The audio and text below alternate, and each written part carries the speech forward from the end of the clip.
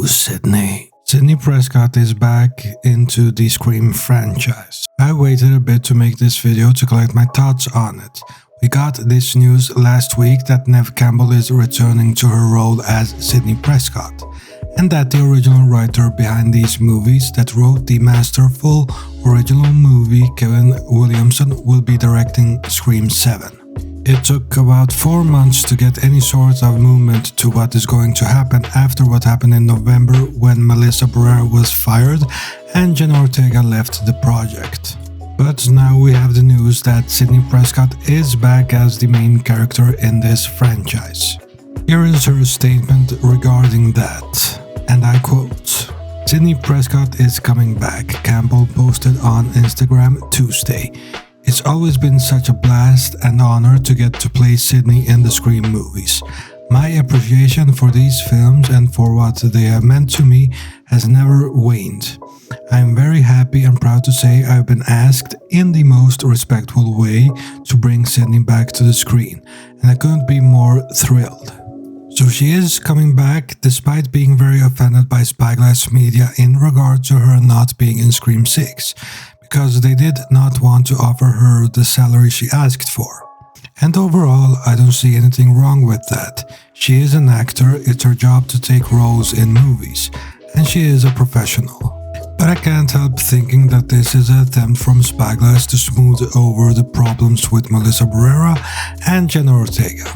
By having Neve Campbell returned and Kevin Williamson directing, they are getting two of the biggest names in this franchise back in important roles for the 7th movie. And that seems like they are trying to get fans back on their side to save face and save the box office of this franchise. And I just think that Sidney's arc as a main character in these movies was concluded back when Scream 3 was released. She had a pretty good arc there and it was a good ending for the character. They should have never fired Melissa Barrera when the only thing she was asking for was for people to not suffer. I don't think that is a valid reason to fire someone over. The Carpenter sisters' arcs were not finished. The original plan with Scream 7 was to have them in it, and leaving it off at Scream 6 and switching focus to Sidney just feels very off. Scream 7 feels like it's purely just made to make money, and sure, you can argue that all movies are made for money, but usually it's both a financial effort and an effort that comes from passion for the story and characters you are writing and portraying. Kevin Williamson wrote the first screenplay for Scream 1, and he did a great job, but he has only directed one movie as a director, so he has not exactly been tested as a director that much. It is two very different things to write the description for the story and write the dialogue for the characters. And it's a different thing to direct the movie, setting up the camera for the right purpose in the scenes, getting good performances from actors, and so on. It's a hard balance. Also setting a style for the production design of the movie and the cinematography of the movie. I just think it is a big risk having a very inexperienced person take over as a director, but we will have to wait and see how that turns out. Kevin Williamson also came out with a statement regarding his involvement, saying, "It's been nearly 30 years since my very first script, Scream, was directed by the legendary Wes Craven. I never would have predicted what it would become, or that I would be directing the 7th installment of the franchise. I am overcome with gratitude and excitement, and I can't wait to take this journey with Neve and the entire Scream family as we bring back Sidney Prescott in the next chapter of the Scream franchise. Thank you to all the Scream fans, you are a gift that keeps giving." So he seems pretty excited to get to finally direct the Scream movie, and I do wish him the best. But I would have preferred to have seen him write Scream 7 rather than directing it.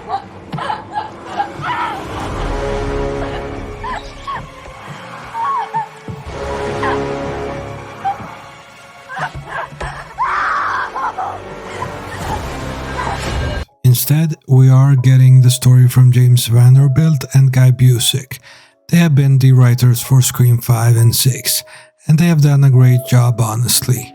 But I would have loved to see Kevin Williamson return as the writer instead, because he is the one that created this world. I wish him the best because he now gets to direct his own creation. But I would have rather had it happen in another context than what we are getting. The reason behind this decision is something I do take issue with, because it doesn't seem authentic. And I'm not saying Kevin Williamson is to blame, nor am I saying Neve Campbell is to blame. Why would they decline a good offer, and especially in Kevin's situation where it's his creation? Of course he is excited about directing Scream 7. So both Neve Campbell and Kevin Williamson, they don't deserve any sort of hate pointed towards them because of this. It's Spyglass that owns the franchise, it's them that make the decisions. And without aiming any hate towards them, I just feel like this is a desperate attempt to save their box office when it comes to Scream. Both Scream 5 and Scream 6 were box office hits. Scream 5 made $140 million worldwide in the end of the pandemic, and Scream 6 made $168 million worldwide in March 2023. And these movies are made for a relatively small budget compared to what they make back. Scream 5 was made for $10 million and Scream 6 was made for between $20 and $25 million. So it's very easy to see that they don't want to miss out on those box office numbers. In the end, I wish nothing but the best for my favorite horror franchise. It is just too bad it has to continue in this particular way. I'd rather have no new movie than having it go down in this way. Despite that, I love Sidney Prescott as a character and respect everything she means to this franchise. She is my favorite scream queen in all of horror. I just think her arc ended in a good way back when Scream 3 was released. There's only so much you can do with her as a main character. Have her happy ending, which she already got in Scream 3, or have her killed off, which would do a big disservice to the character after everything she has been through. Neither of those scenarios would be something surprising. It would be predictable, and that is something I don't really want for this franchise, to get predictable. But we will have to wait and see how this unfolds. The new movie will most likely be released in March 2025, the earliest, or October 2025, the latest. I just hope we get something worthwhile, and that is worthy of the standards of this franchise. Currently, there is no information about what the story is going to be, but the script is seemingly finished judging by the Instagram post Neve Campbell made when she announced this news. Or maybe it could just be a draft of it.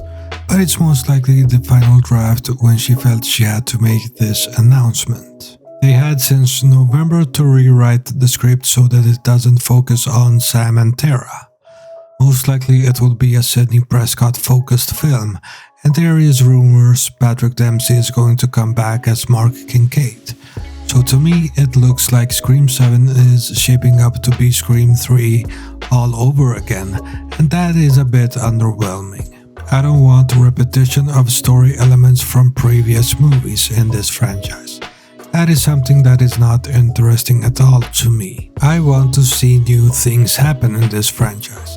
It makes this franchise move forward and evolve, not go back to just get nostalgia from what has already happened before. If you liked this video, please like, share and subscribe. I want to hit 100 subscribers this year. And I want to thank everyone that has subscribed to my channel lately. It means a lot. This has been Boogeyman Cinema. Thank you for watching. What do you think about Neve Campbell returning as Sidney Prescott and Kevin Williamson directing Scream 7? Please let me know in the comments. The first rule of surviving a stab movie: never answer the... I'm bored. Wait!